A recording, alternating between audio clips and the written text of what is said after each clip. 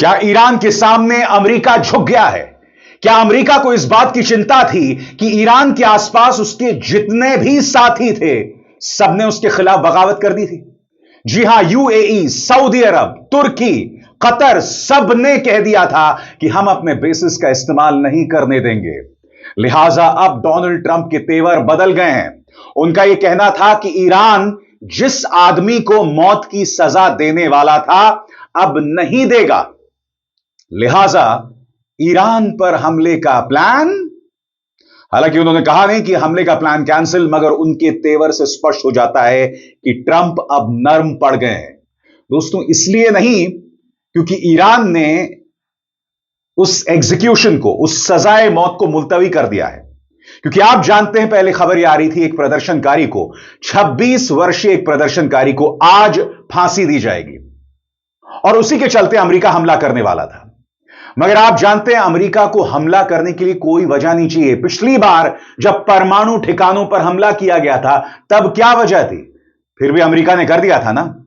मगर अमेरिका ऐसा इसलिए कर रहा है क्योंकि लगातार दुनिया के मानचित्र पर ईरान कूटनीतिक दस्तक दे रहा है। सबसे बड़ी बात, ट्रंप का जो सबसे करीबी मीडिया है, फॉक्स न्यूज को ईरान के विदेश मंत्री अब्बास अरागची ने इंटरव्यू दिया है और उस इंटरव्यू में उन्होंने राष्ट्रपति ट्रंप को लगभग करारा तमाचा मारा है। उन्होंने कहा है कि अमेरिका कहीं ना कहीं इस्राएल के हाथ की कठपुतली बन गया है, यानी कि योजना इस्राएल बनाता है और अमेरिका उसमें फंस जाता है। क्या क्या कहा अब्बास अरागची ने, वो पूरा इंटरव्यू मैं आपको दिखाने वाला हूं दोस्तों, क्योंकि वो इंटरव्यू अपने आप में दुनिया के मानचित्र में ईरान किस तरह से दस्तक दे रहा है, अपनी मौजूदगी दर्ज कर रहा है, यह स्पष्ट हो जाती है। मगर सबसे पहले सुनिए डोनाल्ड ट्रंप। बदले बदले से मेरे सरकार नजर आते हैं। सुनिए अब डोनाल्ड ट्रंप क्या कह रहे हैं। We have been notified and pretty strongly, but we'll find out what that all means. But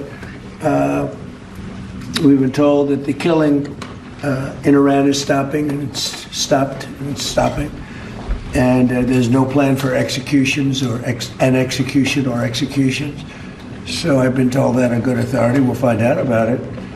I'm sure if it happens, we'll all be very upset, including you will be very upset. But that's just gotten to me some information that the killing has stopped, that the executions have stopped. They're not going to have an execution, which a lot of people were talking about for the last couple of days. Today was going to be the day of execution.